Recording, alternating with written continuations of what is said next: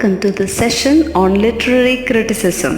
The objective of the session is to give an overview of literary criticism, its historical background, its functions, and various approaches.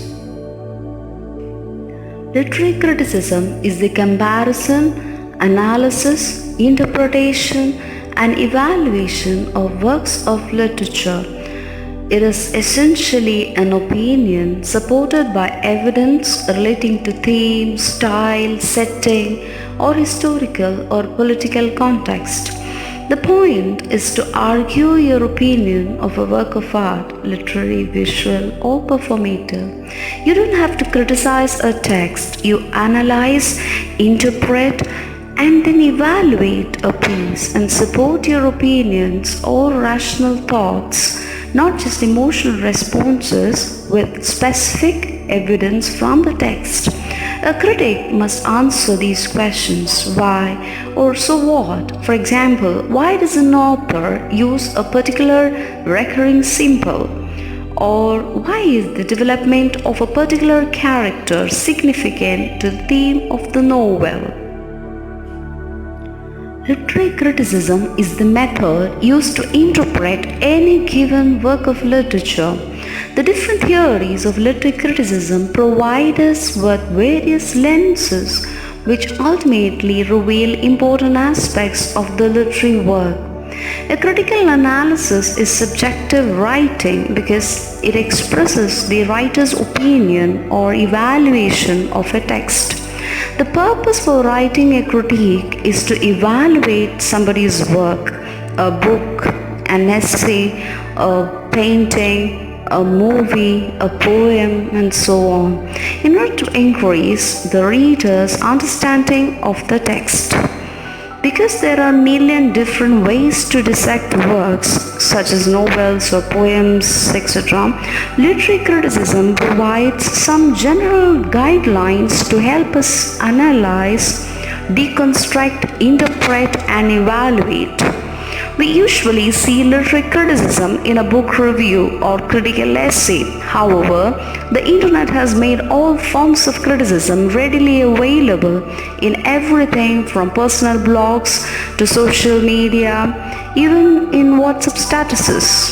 Literary criticism helps us to go inside of the text and understand the written work from many different viewpoints. Often, these perspectives will not be readily apparent to us unless we delve into the work and learn how to look past the surface. There are many different ways to evaluate literature. Some critics care about when and where an author was born, while others feel that information is irrelevant. These are a few different approaches to literary criticism. Most focus on specific issues or identities. Moral criticism, formalism, neocriticism, psychoanalytic criticism, Marxist criticism, reader response criticism, structuralism, semiotics, new historicism, culture studies, post-colonial criticism, feminist criticism, gender studies, queer studies. There are a lot of such approaches. You will study most of them in your MPH paper in the next semester. Literary criticism goes all the way back to the days of Plato. Through the years, it has developed and grown and ultimately provides us with the parameters on how to study literature. The earliest form of literary criticism can be seen in Plato's warnings against the potentially detrimental effects of poetic inspiration in his work Republic.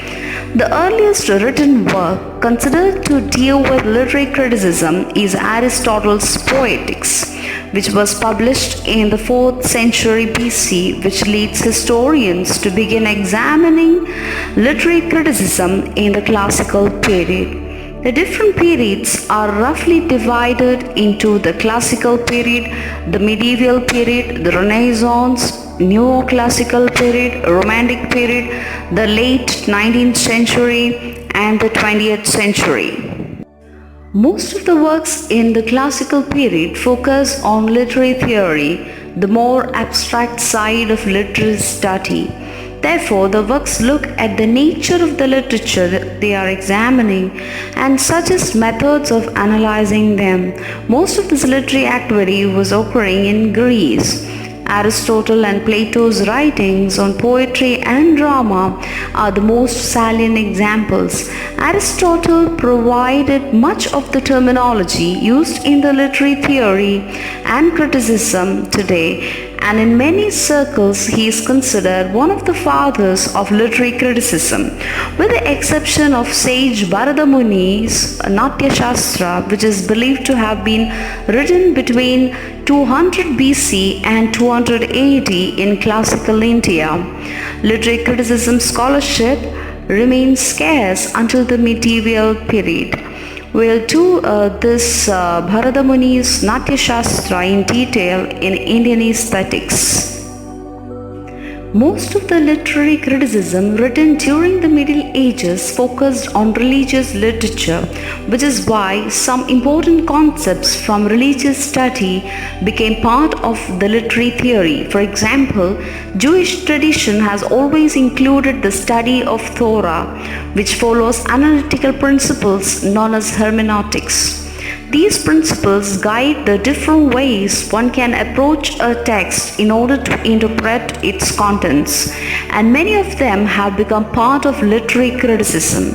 Due to the religious orientation of most of the literary criticism in this period, some of the most important works belong to saints, Saint Augustine of Hippo and Thomas Aquinas.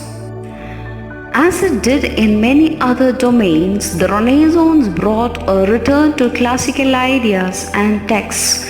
For example, Aristotle's Poetics was translated into Latin and commented upon by various authors, which cemented the terminology he developed. Moreover, the emphasis on literature as an essential part of culture provided literary critics with a way to approach literature, looking at its cultural impact and significance.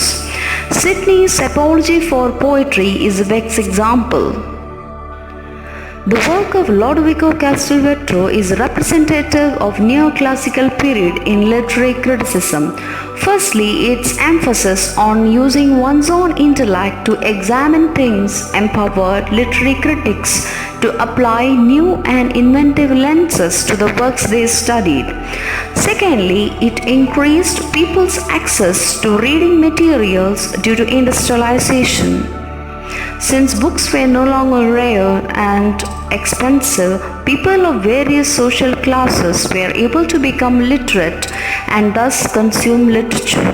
Finally, periodicals such as journals and newspapers grew in popularity during this period, which aided in the spread of literary criticism as a popular discipline. Many of the important writers of this period also contribute to literary criticism. Alexander Pope's An Essay on Criticism, Mary Wollstonecraft's A Vindication of the Rights of Women are best examples. The Romantic period's focus on literature as a tool to evaluate the mundane to sublime had a strong influence of literary criticism as well as literature itself.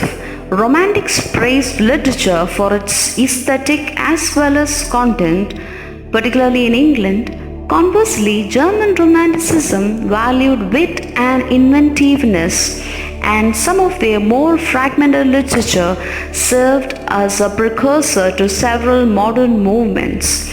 Once again, many important authors of this period also wrote criticism, among them Samuel Taylor Coleridge, Wordsworth, Matthew Arnold, John Stuart Mill, Edgar Allan Poe, Leo Tolstoy are all best examples.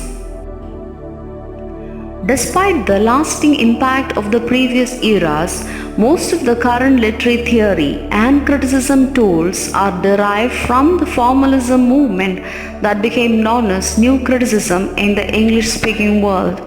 This type of criticism ignores the author and often the context of the work and focuses on close readings of the text itself in order to find meaning. An unintended consequence of this shift in focus was that despite being influenced by literary theory, most modern literary critics do not write about the theory and simply focus on the analysis and criticism of the text. While William Wimsatt and Monroe Beasley are considered the most important authors for New Criticism itself, many others can be considered new critics because the theories they established are based on the same idea of looking only at the text. Some of the most influential works following New Criticism have been those by Ferdinand de Saussure, Simone de Beauvoir, Jean-Paul Sartre, Claude Lévi-Strauss and so on, which highlights the importance of French authors and philosophy in modern criticism. Freud's theories have also affected readings of various texts, particularly within classical and neoclassical literature. The main objective of this paper is to understand various approaches in criticism and to sharpen your skills in evaluating, comparing, analyzing, and interpreting works of literature.